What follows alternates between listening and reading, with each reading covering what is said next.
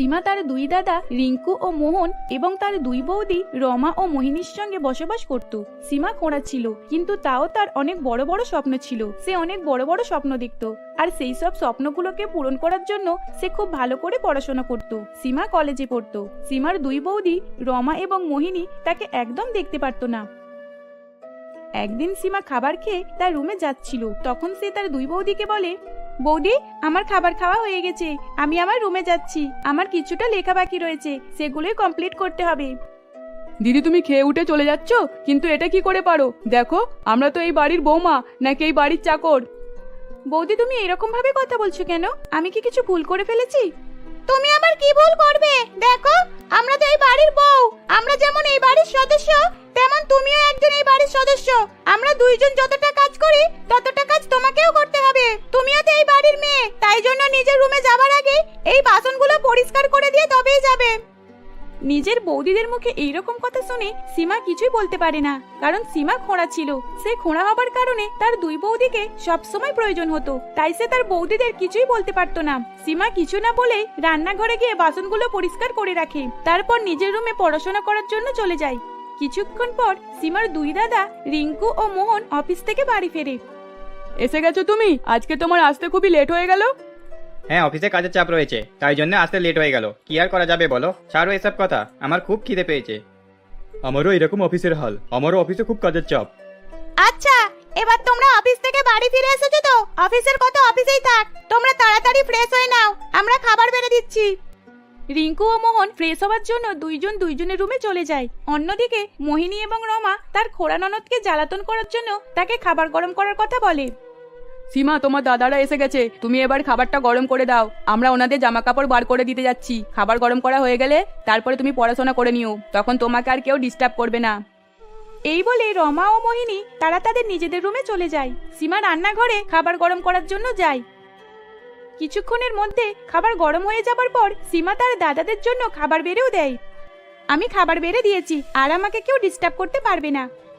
সীমা এইসব এই জন্যই করে যে তার বৌদিরা তাকে আর ডিস্টার্ব না করতে পারে। সীমা খাবার বেড়ে দিয়ে রুমে চলে যায়।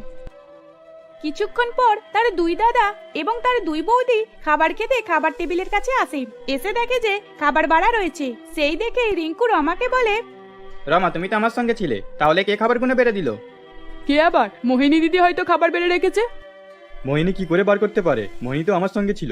তোমরা দুজনে সত্যি করে বলো, এত রাত পর্যন্ত তোমরা দুজনে মিলে আমার বোনকে দিয়ে বাড়ির কাজ করাও? এই সীমাটাও নাই, সব জেনে শুনে এরকম করেছে, যাতে দাদাগুলো জানতে পারে আমরা ওকে দিয়ে কত কাজ করাই। খোঁড়া হলে কি হবে, মাথায় যে অনেক বুদ্ধি রয়েছে। না না, তোমরা দুইজনই শুধু শুধু চিন্তা করছো। মনে হয় সীমা আমাদের কথা কিছু শুনতে পেয়েছিল, আর তখনই হয়তো তোমাদের জন্য খাবার বেড়ে রেখে দিয়েছে। দেখো, সীমাও তো এই বাড়ির সদস্য, তাহলে ও যদি কিছু কাজ করে তাহলে কি এমন হয়ে যাবে? নিজের বউয়েদের মুখে এরকম কথা শুনে রিঙ্কু ও মোহনের খুব রাগ হয়। রাগেতে তারা দুই ভাই না খেয়ে রুমে গিয়ে শুয়ে পড়ে। এইরকম ভাবেই বেশ কিছুদিন অতিবাহিত হয়ে যায়। এখন সব সময় তারা দুই ভাই তাদের স্ত্রীদের সঙ্গে সব সময় ঝগড়া হতো। একদিন তার দুই বৌদি খোঁড়া ননদকে বিদায় করার জন্য নিজেরাই একটা ছেলে দেখে। ছেলেটা একদমই চলতে পারতো না, সে প্যারালাইজ ছিল, আর কানেও কিছু শুনতে পেত না। রমা এবং মোহিনী পাত্রপক্ষকে সীমাকে দেখতে আসার জন্য বলে। কিছুদিন পর পাত্রপক্ষ দেখতে আসে। সীমা সেই প্যারালাইজ ছেলেটাকে দেখে তখনই বিয়ের জন্য না বলে দেয়। দেখো বৌদি, আমি খোঁড়া ঠিকই, কিন্তু তার মানে এটা নয় যে তোমরা যার সঙ্গে বলবে আমাকে তার সঙ্গে বিয়ে করে নিতে হবে। দেখো, তোমরা আমার জন্য যেই ছেলেটাকে দেখেছো সে তো কানেও শুনতে পায় না, আর চলতেও পারে না। এইরকম ছেলের সঙ্গে আমি কি করে বিয়ে করে নেব? নিজে খোঁড়া আর খোঁড়া ছেলেকে বিয়ে করতে তোমার প্রবলেম হচ্ছে? তুমি যেমনই হও না কেন, তুমি তো খোঁড়া, এটাই দেখো আগে। রমা সীমার সঙ্গে খুব খারাপ ব্যবহার করছিল। তখনই সেখানে রিঙ্কু এবং মোহন চলে আসে। রিঙ্কু রমার মুখে এইরকম কথা শুনে রমার গালে একটা চড় মারে, আর বাড়িতে আসা আত্মীয়গুলোকে নিজেদের বাড়িতে যাবার কথা বলে দেয়। আত্মীয় স্বজনরা চলে যাবার পর রিঙ্কু এবং মোহন রমা ও মোহিনীকে বলে, তোমরা কে আমার বোনের জীবন সঙ্গে সিদ্ধান্ত নেবার? তোমরা কি জানো আমার বোন কিরকম ভাবে খোঁড়া হয়েছিল? আজ তোমরা যাকে এত অপমান করছো, সে তোমার স্বামীর জীবন বাঁচাতে গিয়ে খোঁড়া হয়েছে।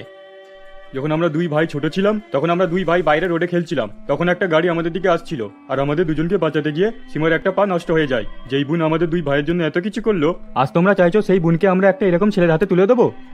রমা আর মোহিনী যখন সত্যিটা জানতে পারলো, তখন তারা নিজেদের ভুল বুঝতে পারে। তখন রমা এবং মোহিনী দুইজনই সীমার কাছ থেকে ক্ষমা চেয়ে নেয়।